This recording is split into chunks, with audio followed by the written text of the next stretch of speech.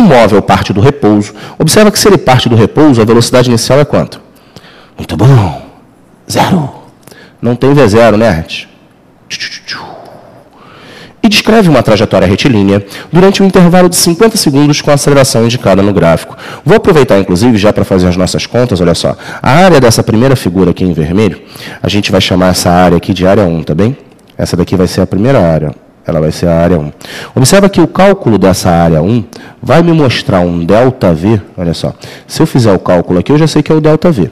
A base é 20, tá vendo lá? E a altura é 2. Então fica 20... vezes 2. Então, esse ΔV, na primeira parte, ele é de 40 metros a cada segundo. Olha lá, filé. Está vendo lá? E como ele partiu do repouso e houve uma variação de velocidade de 40 metros por segundo, isso significa que a velocidade dele agora é 40. Mas aí, quando chegou no instante 20, ele começou a ter também, logo depois, instantaneamente, uma aceleração negativa. Você viu ali? Aí, essa aceleração negativa, ela vai ter um novo ΔV. Como é que vai ser o novo ΔV dessa aceleração negativa? A área, de novo, filé, só chama a sua atenção para o seguinte, ó, agora essa área ela vai de 20 a 50. Então, a base não é 50, a base é 30, tá vendo? E a altura negativa, lembre-se que a aceleração negativa ela vai mostrar uma diminuição nessa velocidade, né? Então, eu vou ter um ΔV2 agora que ele vai ser 30 vezes o menos 1. Então, eu terei um ΔV2 de 30 metros por segundo, só que negativo, né? Deixa eu aumentar um pouquinho essa distância aqui. Só que negativo, que a gente vai ter aí esse ΔV2, porque a gente viu que ele estava no sinal negativo do gráfico. Olha lá. Então, repara que eu tenho um aumento de 40 e uma diminuição de 30. Né? Então, ele partiu do repouso, aumentou até o 40 em 20 segundos, logo depois reduziu 30 metros por segundo em 30 segundos. Está vendo lá? Mas não retornou ao repouso, porque eu não tive a mesma variação de velocidade nos dois. Percebeu pela análise do gráfico? Lembre-se que a gente viu as unidades, logo depois pensou na propriedade, que no caso é só de área. Inclusive, eu queria até te mostrar o seguinte, quando a gente olha para esse gráfico, você percebe nesse gráfico que a aceleração é constante ou variante? É constante, né? Pela análise do gráfico, eu consigo perceber o tipo de movimento. Quem é o tipo de movimento nesse caso aí? I like to move. Aceleração constante.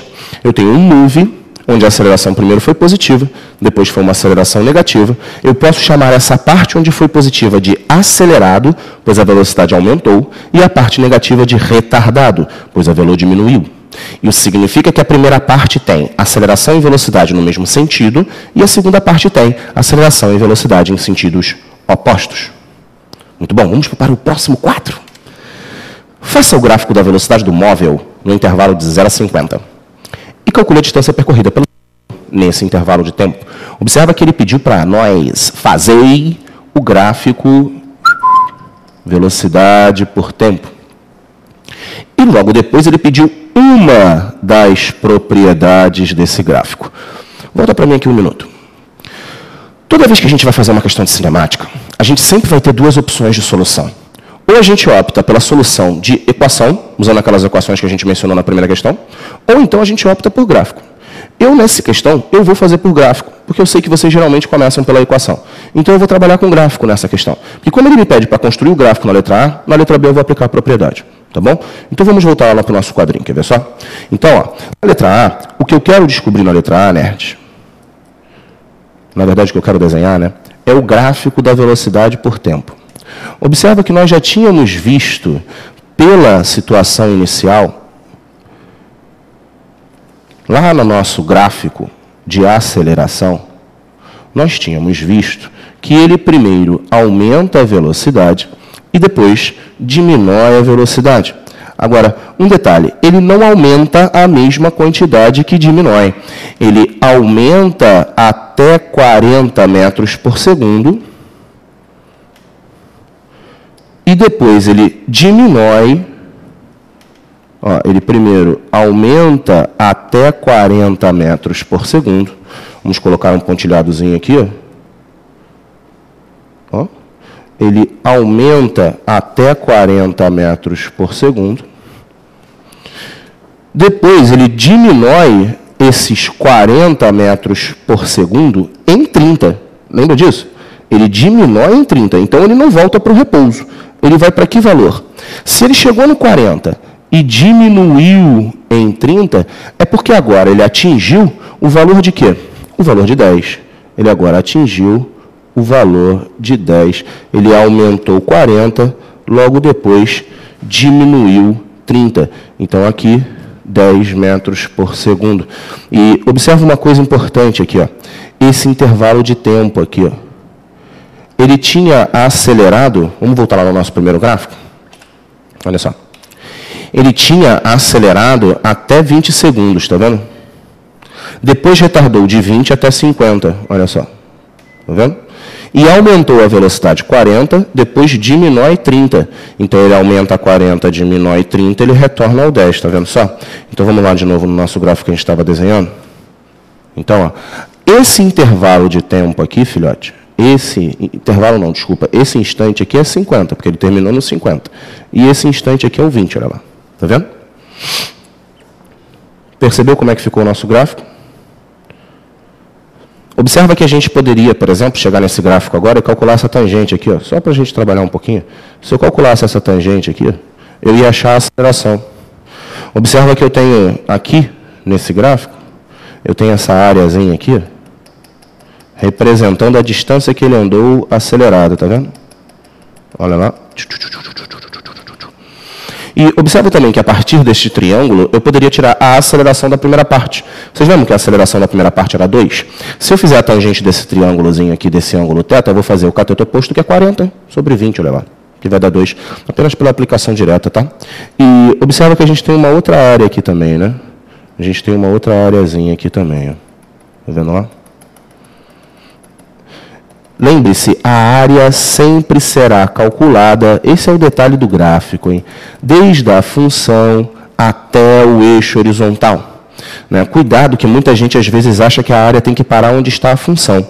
Não, senhor. A área não para onde está a função, hein? A função está aqui, ó. Tá vendo? A função vem até aqui, ó. Mas a área vai até o eixo horizontal. Percebeu isso? A área vai até o eixo horizontal. A mesma coisa acontece nessa primeira aqui, ó. A mesma coisa acontece nessa primeira. Essa é a função, tá vendo lá a função? Essa é a função. Aí a área vai desde a função até o eixo horizontal. Tá vendo? Então, o que ele havia pedido para a gente na letra A era que a gente determinasse o gráfico VT. Aí, na letra B, ele quer que a gente calcule a distância percorrida. Olha lá, vamos ver a letra B de novo? Calcule a distância percorrida pelo móvel nesse intervalo de tempo. Como é que se faz para calcular a distância nesse gráfico, hein, filho? A área que você tirou pelas propriedades, porque você é um garoto bom, tirou pelas propriedades. Aí você vai calcular as duas áreas, ó. Primeira área 1, que é a área de triângulo. Como é que era a área de triângulo, filhão? Base vezes altura sobre 2. 40 vezes 20 sobre 2. Olha lá, simplifiquete ali o 20 com 2, que dá 10. A gente acha a área 1. 400 metros. Vamos achar a área 2. Atenção para a área 2. Olha aí, filé. A área 2 é a área de um trapézio. Está vendo lá? E o trapézio está de ladinho. O trapézio está apoiado na altura. Observa só. Isso aqui é a altura do trapézio. Ó. Isso aqui que é a altura do trapézio. Aí eu tenho aqui, ó, a base maior do trapézio. Está vendo aqui? Ó? Base maior. Base menor. O trapézio tem bases paralelas. Olha lá. E a altura. E a área do trapézio, base maior, mais base menor, olha lá, base maior, 40, mais base menor, 10, vezes altura, 30 sobre 2. Olha ali, filhão. Aí eu vou ficar com, simplifiquete ali, o 30 com 2 dá 15, né? Aí fica 50 vezes 15. Quanto é que dá 50 vezes 15, filho? 750 metros. Não é isso? 5 vezes 5, 25, e vão 2. 5 vezes 1, 5 e 2, 7. 750 metros. O que ele pediu para a gente? O que ele havia pedido para a gente é que a gente determinasse o ΔS. O ΔS total, ele será a soma das duas áreas. Olha lá, área 1 mais área 2. Então é só somar as duas. E a gente acha um ΔS total de 1.150 metros. Viu aí, filé? Volta para mim, então. Com isso, nós fizemos a nossa revisão de cinemática. Falamos dos tipos de movimento principal que a gente tem, mu e move. Não fiz nenhuma questão de mu, não é tradicional na UERJ, a gente tem a parte do mu. Na verdade, a UERJ ela trabalha mais a parte de ondas com V igual a lambda F, que sai exatamente da equação do V igual a delta S sobre delta T, do S igual a S0 mais VT do mu. A gente vai ver isso já já. Vamos passar para a nossa próxima questão, uma nossa próxima revisão. Quer ver? Vamos para a questão de número 3. Vamos lá. Um garoto de 24 quilos vê um vendedor de bexigas infladas com gás hélio e pede à mãe 10 delas. Observa que o menino pediu apenas 10, hein? A mãe compra apenas uma, alegando que se lhe desse todas, o menino seria erguido do solo por elas. Inconformado com a justificativa, o menino queixa-se a sua irmã, que no momento estudava empuxo. Observa que ele já mencionou aonde iremos começar a raciocinar. E estamos fazendo uma questão de estática, hein? Estática trata de equilíbrio. Não esqueça, quando vemos a palavra estática, estática é repouso, estática trata de equilíbrio. E nós vamos ver por que essa questão ela vai tratar de equilíbrio, porque eu vou querer um valor mínimo, tá? Inconformado com a justificativa, o menino, então, queixa-se a sua irmã, que no momento estudava empuxo, perguntando-lhe qual seria o número máximo daquelas bexigas que ele poderia circular. E só para a gente fazer um adentro aqui já, como é que se calculava o empuxo mesmo, hein? O empuxo era uma força exercida por quem, hein? Volta para cá, filhão. Volta para mim. O empuxo era uma força exercida por quem? O empuxo era uma força exercida pelo fluido. Eu tenho uma bexiga imersa em qual fluido, hein? Porque ele menciona o gás hélio, mas o gás hélio está dentro da bexiga. A bexiga ela está imersa em qual fluido? No ar atmosférico ao redor. Na verdade, sobre a bexiga, o empuxo atuante é feito pelo ar atmosférico. Ela é inflada com gás hélio porque o gás hélio ele tem menos densidade que o ar atmosférico. Aí a tendência é ele ficar mais leve e ir para cima. Exatamente fazendo isso uma força ascensional, que é a força resultante de empuxo menos peso. Tá bem? Nessa questão, eu não vou trabalhar com essa força de ascensão. E por quê? Porque ele vai querer uma característica mínima de equilíbrio, que é a nossa estática. E olha, filho, lembre-se, quando falarmos de estática, sempre estaremos falando de repouso. E quando tratarmos de repouso, nós vamos ter duas condições de equilíbrio, que a gente vai discutir isso já já numa próxima questão, tá bom? Então vamos voltar no nosso quadrinho na questão de empuxo. Como é que era a formuleta do empuxo, você lembra? A formuleta do empuxo era assim, ó. Mi do fluido, volume imerso, gravidade.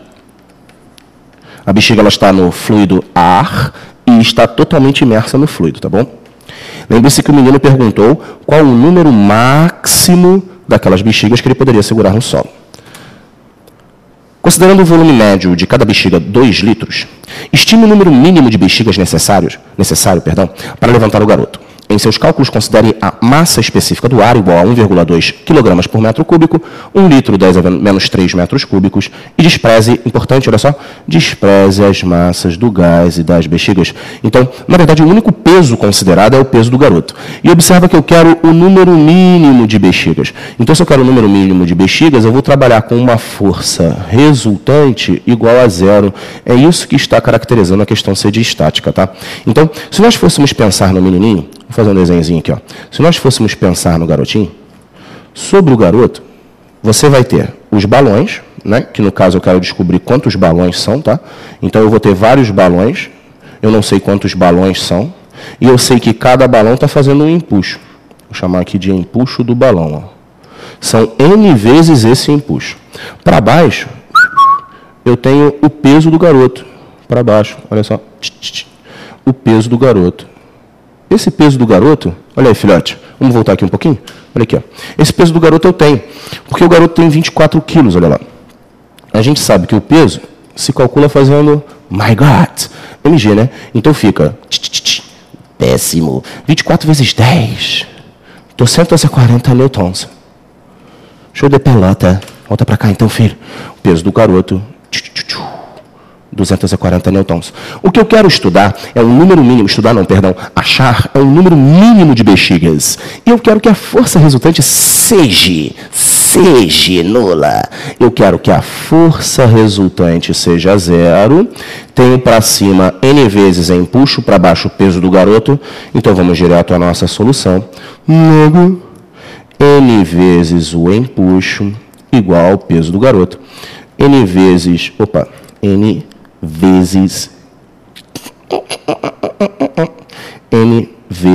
não é aqui, sua besta quadrada. Aqui, N vezes o mi do fluido.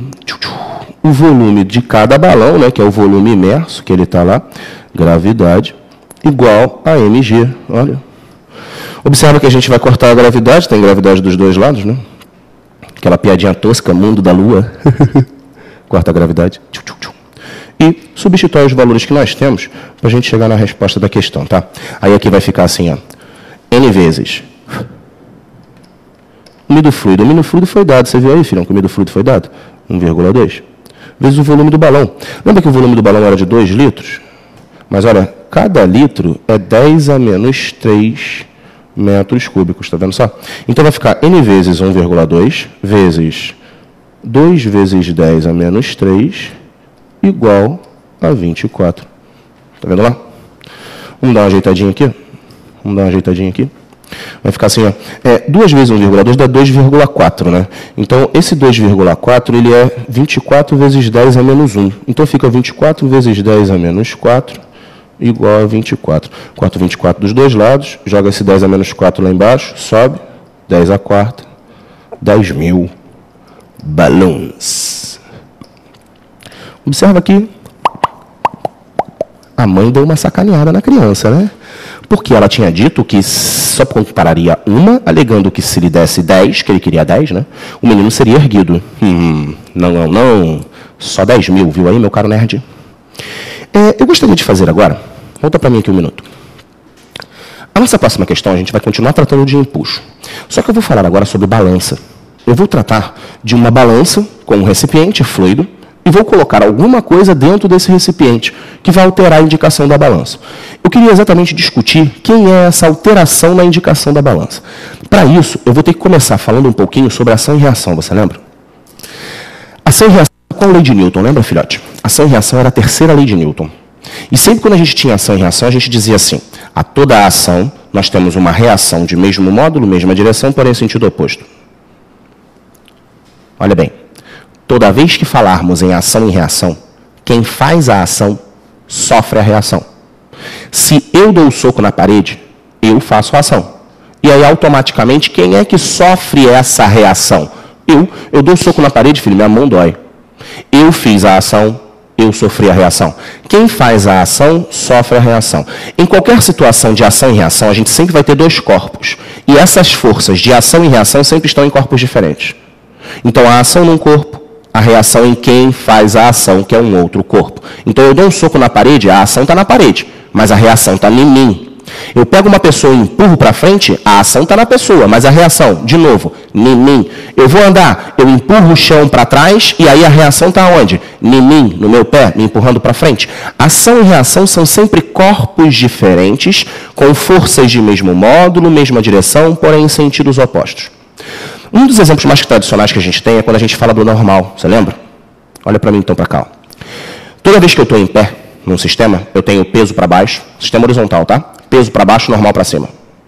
Aí eu tenho peso para baixo, normal para cima e eu estou apertando o chão. Esse é um exemplo tradicional, porque muita gente acha que peso e normal são ação e reação. Peso e normal são ação e reação, filhote? Não, né? Peso e normal não são ação e reação por um detalhe, estão no mesmo corpo. Aí sempre surge aquela pergunta, ué, então onde está a reação do peso e a reação da normal? A reação do peso está em quem faz o peso. Quem faz o peso é a gravidade da Terra. Logo, a reação do peso está na Terra. Quem é que faz a normal? É o chão. Eu empurro o chão para baixo para o chão me fazer o quê? Me empurrar para cima. Então, repara que toda vez que a gente vai discutir ação e reação, a gente sempre vai falar de dois corpos e sempre um corpo fazendo força e o outro corpo recebendo essa força. Eu agora quero discutir sobre a reação do empuxo. Então, vamos dar uma olhadinha no nosso quadrinho. Vamos dar uma olhadinha no nosso quadrinho. A gente já tinha falado que o nosso empuxo era μVg, a gente já tinha visto a fórmula, né? Um empuxo é igual a μVg, μ do fluido, volume imerso, gravidade. Está vendo lá? Agora, uma coisa que a gente não tinha falado até agora é o seguinte, o empuxo é uma força que surge devido a uma diferença de pressão entre dois pontos. Um ponto mais baixo com um ponto mais alto, né? E aí, esse empuxo, ele sempre será considerado uma força resultante do fluido sobre o corpo. Observa bem. Vou chamar bastante atenção de novo, hein? Quando nós falamos em terceira lei de Newton, quem faz a ação sofre a reação. Então, eu vou te falar agora, o impulso é uma força resultante do fluido sobre o corpo. Não esquece, tá, filhão? Do fluido sobre o corpo. Então, vamos supor, por exemplo, que eu tivesse o seguinte, já vou dar uma adiantada na questão, tá? Eu tenho um recipiente cheio de água em cima de uma balança. Ó, isso aqui é uma balança. Aqui vai estar a indicação da balança, vai dar uma indicaçãozinha ali embaixo. Esse recipiente, ele está cheio de fluido, tá bem? Ele está cheio de fluido lá. Tá bom? Beleza. Eu gostaria que você agora marcasse as forças que a gente tem nesse sistema. Se a gente for marcar as forças, olha só, eu vou ter a força peso do líquido, né? Ó, eu vou ter a força peso do líquido. Vou ter também a força peso do recipiente, olha só. Vou ter a força peso do recipiente. E aqui, sobre o recipiente, eu vou ter a força normal. Eu agora gostaria que você pensasse em reações, filhote. Se você pensar em reação do peso, a reação do peso tem que estar em quem faz o peso, e quem faz o peso é a Terra. E a Terra está fora desse sistema, a gente não vai trabalhar com o sistema Terra. Lembre-se que isso aqui é uma balança, tá? Que se eu não escrever aqui, tu nunca vai saber que porcaria é essa, hein? Balança é com cedilha, hein, filho? Não com 2 S, hein? E me diga uma coisa agora, onde é que está a reação dessa normal, filhão? Isso aí. A reação da normal está na balança. Olha só. Ou seja, não, desculpa. Ou seja, a balança mede a normal. Não esquecem, balança mede a normal. A balança mede a força que você faz sobre ela, tá bem? Então, no caso, a indicação dessa normal aqui, ó, vou chamar de normal 1, como sendo a primeira indicação, ela será igual ao peso do líquido mais o peso do recipiente. Olha lá. Beleza? Eu agora vou fazer uma segunda situação que vai ser o seguinte. Eu vou colocar um corpo boiando nesse fluido, tá bem? Então, ó, eu tenho aqui, ó, mais uma vez o recipiente. Olha lá, ó. A balancete. Não ficou igual não, né? Mas, enfim. Tá bom. Indicação. Cheio de fluido. Observe uma coisa que eu não havia chamado a sua atenção anteriormente, mas agora é importante. O fluido, ele estava... Não é essa cor, seu Zé Ruela. O fluido, ele estava cheio até a boca, observa só, isso é importante. O fluido estava cheio até a boca. Nessa segunda situação, ele vai continuar cheio até a boca, tá vendo? Ele vai continuar cheio até a boca. Só que agora, o que eu fiz foi o seguinte, eu coloquei um corpo dentro desse fluido. Eu coloquei um corpo aqui dentro, ó, e ele ficou com uma parte submersa, tá vendo? Eu coloquei um corpo lá dentro, ele ficou com uma parte submersa. Eu gostaria, inclusive, de analisar esse corpo separado aqui, tá bem?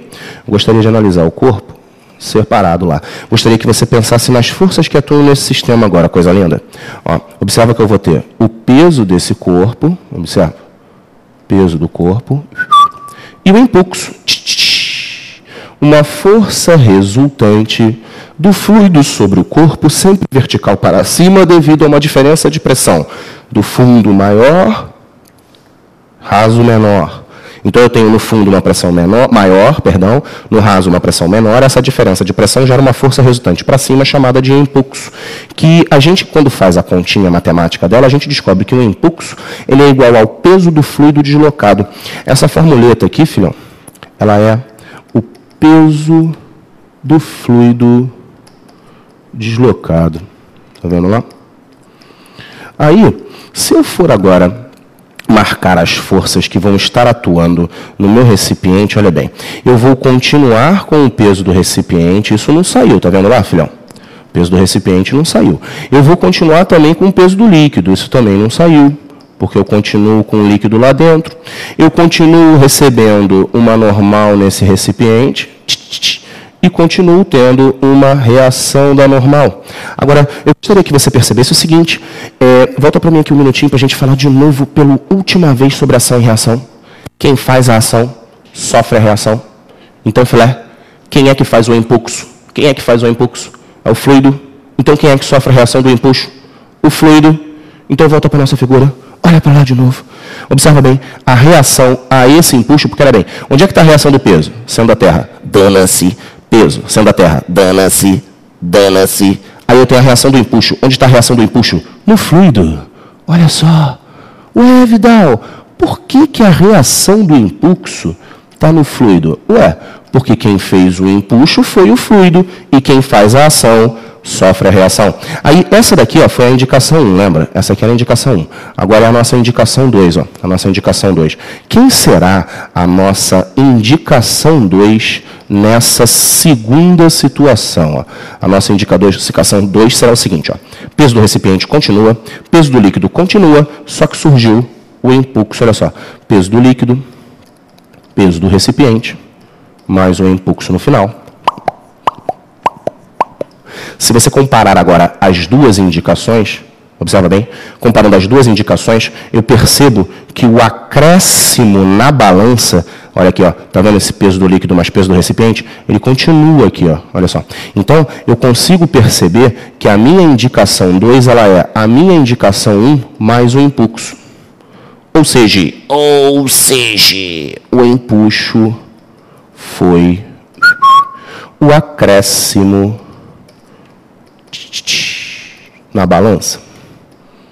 O impulso é que foi o acréscimo na balança, filhote. Tá vendo? Foi ele que aumentou a indicação da balança. Então, quer ver só? Vamos passar para a nossa questão aqui para você ver. Quer ver? Vamos passar aqui, ó.